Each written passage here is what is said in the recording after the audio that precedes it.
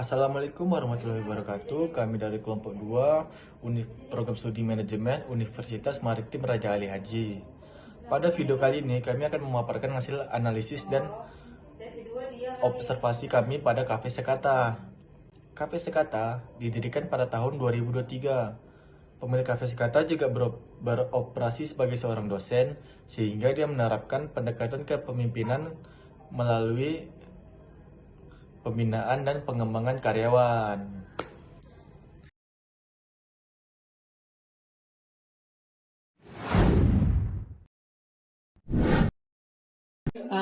Kalau boleh tahu nih Pak, sedikit cerita tentang Kafe Sekata ini, kapan mulai berdiri dan kenapa tertarik membuka usahanya?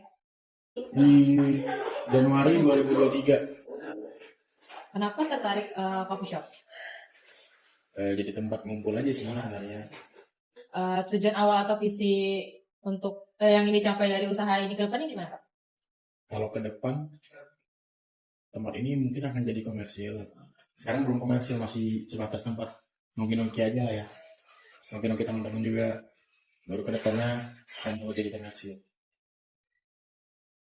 Kenapa milih tetap menjalankan usaha meskipun sudah memiliki potensi Bapak sendiri jadi dosen?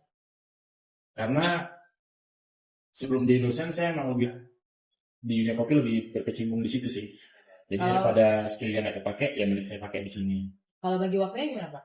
Bagi waktu gimana? Jadi dosen sama coffee shop? Oh, bagi waktunya karena untuk sekarang kan bukanya di sore hari. Kebetulan kelasnya kayak di tempat kalian ataupun di SD itu pagi sama siang. Jadi bagi waktunya ya bisa sih aman. Ada nilai dan prinsip yang diterapkan nggak sih Pak di usaha ini? Prinsip di sini kalau ngikutin kata-kata awal-awal buka itu saya buatnya kecil bertumbuh konsep prinsipnya. Biarpun kecil nanti akan bertumbuh terus. Seperti video ya Pak? Iya, seperti videonya kecil bertumbuh. Sebagai pemilik nih Pak, sekaligus pemimpin, tanggung jawab apa saja yang biasa Bapak pegang untuk pegang sendiri? Kalau tugas yang kontrol SOP, kontrol kontrol karyawan, terus stock infuse, marketing, accounting, operation, ya semuanya deh. Kalau menggambarkan diri sebagai pemimpin nih Pak, Bapak merasa lebih sebagai pemimpin yang seperti apa? Ada transformasional, yaitu pemimpin yang tipe fokus pada berkembang, semangat dan punya tujuan bersama, bukan cuma menyuruh kerja, atau transaksional, yaitu tipe yang lebih ke kerja, ada hasil, terus ada penghargaan dan konsekuensi, atau autokratis, yaitu tipe ini pemimpin yang lebih dominan dan kontrol tinggi atau keputusan banyak ditentuin sendiri. Atau demokrasi Pak, pemimpin yang tetap pemimpin tapi mau mendengarkan pendapat orang lain, bawahan. Kalau saya rubah dari itu boleh kan? Boleh Pak? Karena kan untuk gaya pimpinan saya menerapkan dua gaya pimpinan. Yang pertama itu menggunakan servant leadership. Jadi memang untuk karyawan sendiri saya perlakukan sebagai manusia. Terus nggak ada batasan antara atasan dan bawahan. Terus untuk gaya mengurus karyawan juga menggunakan license faire. Itu salah satu kepemimpinan yang saya lebih mendelegasikan. Jadi ibaratnya saya mempercayakan semuanya kepada karyawan karena dari awal sudah saya training, saya harap dia udah bisa apa yang dilakukan dan saya tinggal delegasikan aja.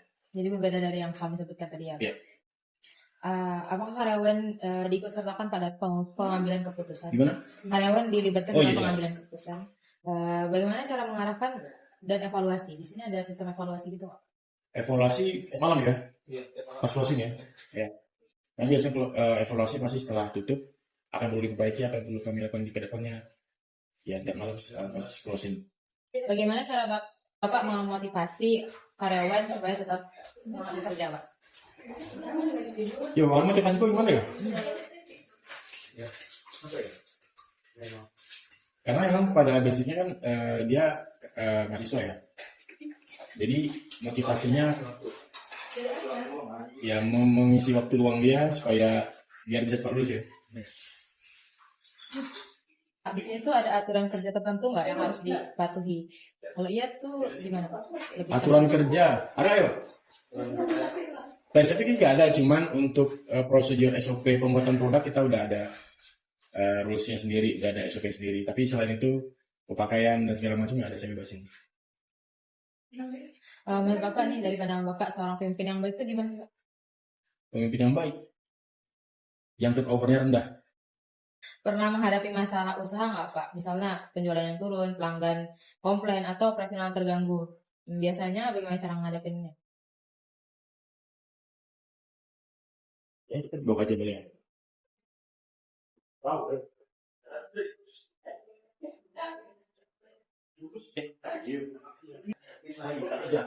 Boleh. Kalau kampus bisa makan. Oke. Kita ulang tadi. Ulang. Yang salah. Yang terakhir. Di usaha Bapak ini pernah terjadi masalah nggak, kayak penjualan yang menurun, atau komplain, atau operasional terganggu? Biasanya bagaimana cara mengambil keputusan untuk menghadapi situasi seperti itu? Beberapa masalah pernah sih, kayak misalnya ada beberapa event itu, bukan event, sorry, beberapa waktu itu ada penurunan omset. Kami atasinya, ya kami maksimalkan di pemasarannya. Terus untuk masalah operasional paling yang terganggu itu karena beberapa produk yang kami punya, bahan bakunya itu dari luar. Jadi kadang belum nyampe. Jadi kami perlu ibaratnya mengganti, replace dengan barang-barang lokal dulu baru. Ya gitu.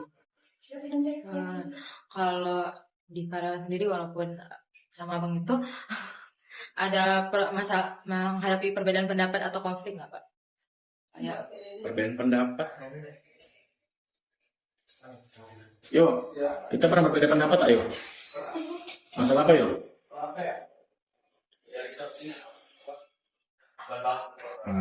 Paling masalah bahan baku sih. Cuman ya namanya konflik kan perlu juga. Bagaimana mau pergi? Ini mau pergi? Pelanggan nih. Ya, ini bisa loh. agak beda memang. Saat harus mengambil keputusan yang penting nih, Pak, apakah Bapak lebih mengandalkan data, pengalaman, atau diskusi dengan orang lain?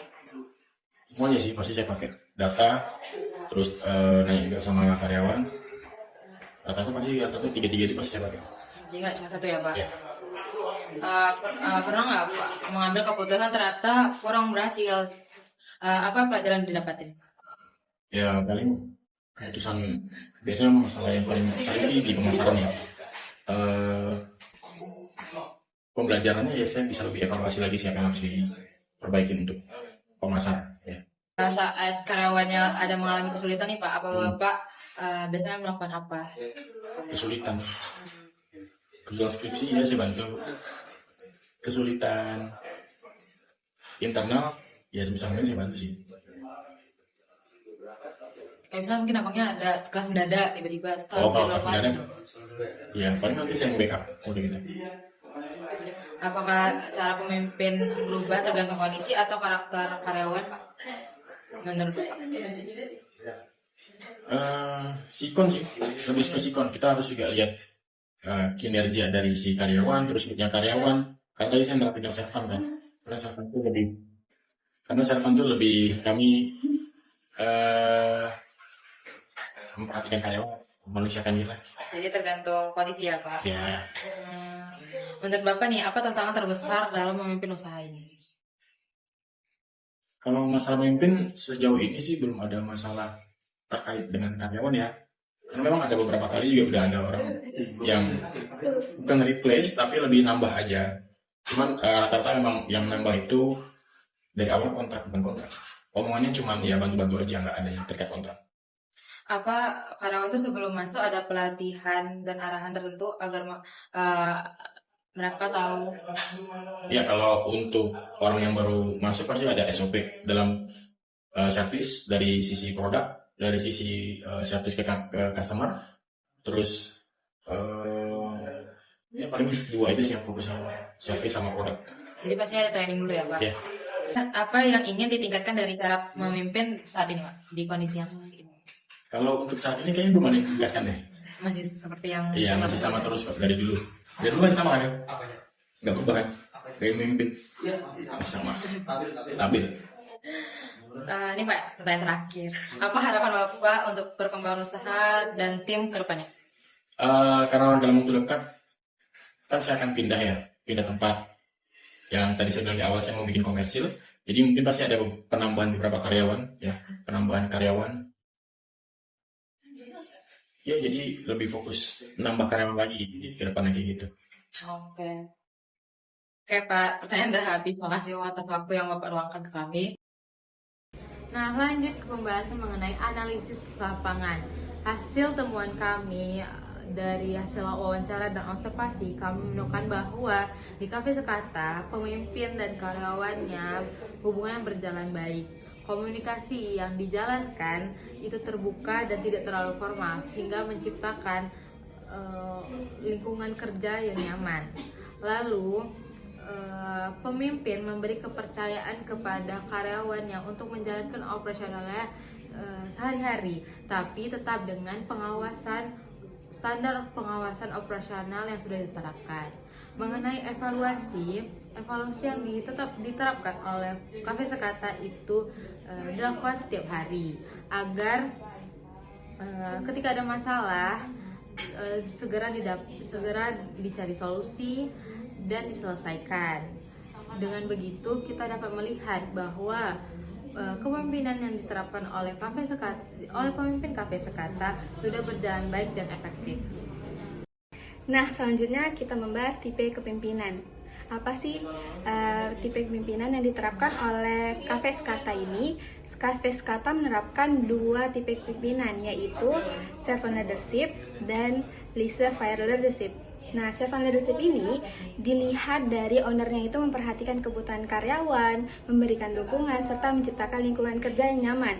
Sementara yang laissez-faire itu dilihat dari ownernya itu memberikan kepercayaan langsung pada karyawan dalam menjalankan tugasnya itu secara mandiri dengan setelah melakukan pelatihan dan arahan yang memadai. Berdasarkan hasil analisis, kelompok kami memberikan beberapa saran kepada pemilik Cafe Sekata. Pertama, membuat sistem evaluasi kinerja yang lebih terstruktur agar perkembangan karyawan dapat diukur dengan jelas. Yang kedua, menyusun pelatihan karyawan baru agar proses adaptasi dapat berjalan lebih efektif. Yang ketiga, pemanfaatan teknologi digital seperti penggunaan mesin kasir dan pencatatan stok untuk meningkatkan efisiensi operasional. Dan yang terakhir, apabila ada karyawan baru, pemimpin dapat menunjuk karyawan senior sebagai penanggung jawab operasional agar koordinasi dapat berjalan lebih efektif. Selanjutnya, berdasarkan hasil observasi dan wawancara, kelompok kami menyimpulkan gaya kepemimpinan yang diterapkan di Cafe Sekata berjalan dengan cukup efektif. Dengan adanya hubungan yang baik, komunikasi yang terbuka, dan evaluasi rutin menjadi salah satu faktor yang mendukung perkembangan usaha. Gaya kepemimpinan yang diterapkan mampu menghasilkan sebuah lingkungan kerja yang nyaman sekaligus menjaga kualitas operasional kafe. Sekian hasil dari analisis dan observasi gaya kepemimpinan di Cafe Sekata. Kami ucapkan terima kasih. Wabillahi taufiq wal hidayah. Wassalamualaikum warahmatullahi wabarakatuh.